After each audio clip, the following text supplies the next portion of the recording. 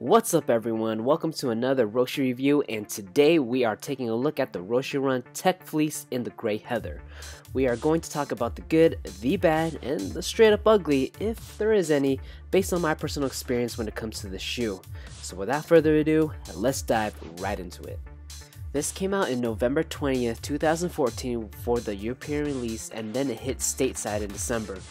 The European release came out with all three colorways, while the stateside release sold them separately in different days throughout the month. The Tech Fleece pack consisted in three colorways: the Gray Heather as we see right here, and the Anthracite and the Bleach Turquoise in the back.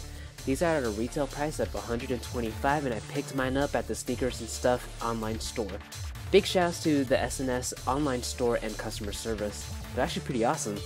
I was lucky enough to grab all three in the pack really early in the morning. However, a few of my shoeboxes did get a bit damaged through the shipping, but I'm not too concerned about that. So is this worth every single penny, or is there a dark hidden secret which lies beneath in this very shoe? Well, let's find out. Let's first talk about the amazing part of the shoe, the design. They took the OG Roshe silhouette, did away with the mesh upper, and constructed the upper with Tech Fleece material. We also get rubberized portions to break up the shoe a bit, from the laces to the mid, and of course the swoosh. Then in the back we have a Nike script in white for the back portion of the heel.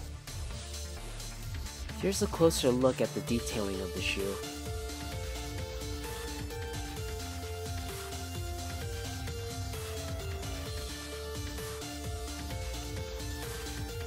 On the back of the shoe we get a black pull tab. We get a better look at the black heel cap with the white Nike script, and also in black the upper part of the natural motion midsole. Coming over to the front, we get a better look at the rubberized portions of the laces and both the lateral and medial sides of the shoe. Speaking of the front, let's talk about the laces a bit, since this is coming from the natural motion side of the Roshe family. If you saw my Flyknit Roshe review, well, those laces just plain suck. This is a huge upgrade from those hideous laces, although I do still find that these laces do come undone from time to time. Not only that, but it does come with a free lace swap in white straight out the box. Now let's really talk about the front, especially this reinforced toe box. With this reinforced toe box, the flexibility of your toes is taken away, thus your toes would feel a little bit cramped when putting on the shoe. I wish I knew about this before I copped, because I would have gone up half the size. But that's not even the worst part of the shoe. Remember how I told you guys about the straight up ugly? Unfortunately, this shoe has it. With this being a light gray color, having a reinforced toe box, and a fleece material, there's not that much breathability in the shoe.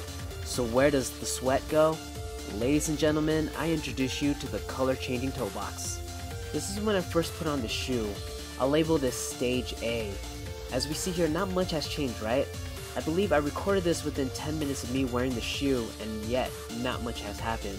I can just see a little bit of a change here. After an hour wearing the shoe, we can see now that it has changed again. This time seeing more of a change in the toe box, even starting to see an outline of my toes. Stage B would probably be the most ugliest part of the three stages. After just 4 hours of wearing the shoe and mostly just standing at a concert, this is how it looks like. As you can see, it went from a light gray to a dark gray in a matter of hours. It just looks like as if I just dipped my toes in water, which I really wish this was the case. Granted, it looks pretty cool in the darker gray, but going through Stage B, which is the most ugliest part from the journey from Stage A to C, I don't know, I just can't really stand it. I first wore these during Christmas just sitting at church. Yeah, you heard me right, just sitting there. And this happened too. I also tried wearing these out more often to see if it would happen again, and unfortunately it did. I just can't justify the value of this shoe anymore. I'll be honest with you guys and say that it is a bit embarrassing wearing these around, because people can see how sweaty your feet are, even though when they're not. I'm really disappointed in this, and Nike really needs to change it up to add more ventilation to this toe box to help alleviate this problem. This was also found in the country pack in the Great Britons that were released earlier. This shared a similar design to this very pair, and hundreds of people got the same thing. Even YouTuber TheSmartSneakerhead made a video about it discussing his disappointment. I'll leave a link in the description if you want to watch it. Alright guys, let's stop talking about this disappointing feature because I'm salty as hell, and let's move on. For the inside, we get a black insole.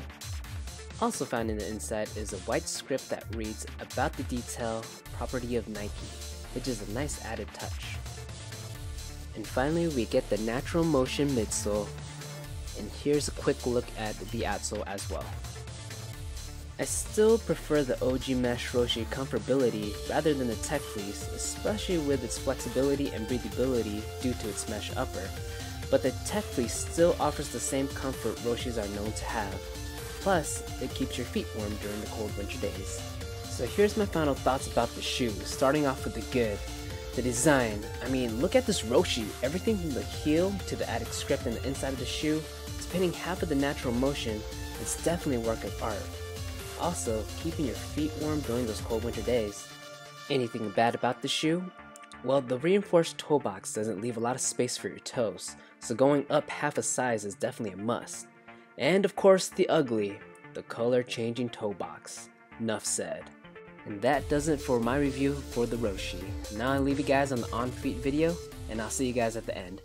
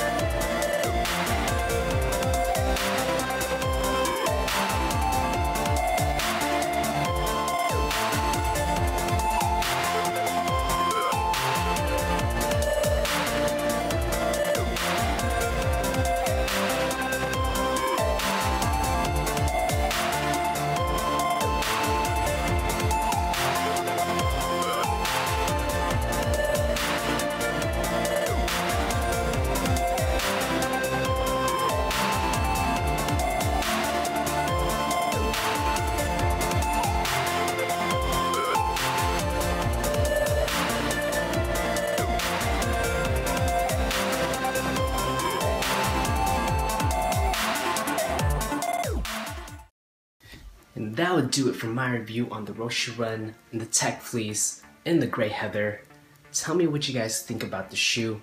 After every single thing that I talked about here, including this toe box right over here, what do you guys think? Do you guys still want the shoe? What I believe is just having that color changing toe box, it really devalues the shoe for what it is. But that is my opinion. I mean, what do you guys think? After hearing what I had to say about this, do you guys still want it? For those who actually have the shoe, have you found a solution to alleviate the problem? If so, please share your thoughts with me. And if there's anything else that you guys want to do, share with me, whether it be your thoughts, feedback, or even questions, go ahead and leave in the comments down below. If you like what I'm doing with these Roshe reviews, go ahead and leave a thumbs up. Go ahead and like that video. And I have other Roshes to review down the road, including the other colorways in Tech Fleece. I actually heard that since there are different colorways, especially a darker colorway, that it doesn't have the same problem as opposed to the Grey Heather. So stay tuned for more and hit that subscribe button. And shoutouts to my boy Electric Sneakers for providing the music on my videos. If you guys want to listen to more of his insane beats, I'll leave a link in the description. I just want to thank you guys for joining for today. But until the next video guys, stay humble, stay inspired, spread those positive vibes.